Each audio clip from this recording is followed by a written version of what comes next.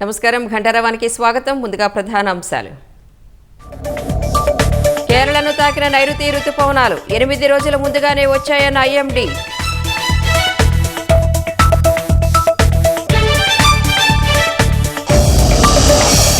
కడప జిల్లా గువ్వల చెరువు ఘాట్ మల్పు వద్ద ప్రమాదం. కారుపైకి దూసుకువెళ్లిన లారీ, 4 దుర్మరణం.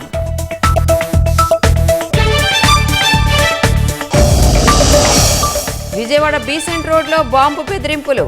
అప్రమత్తమైన అధికారులు, జాగిలాలతో తనిఖీలు.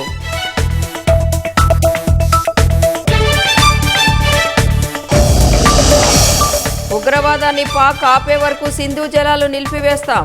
ఐక్యరాజ్య సమితిలో భారత్ స్పష్టీకరణ.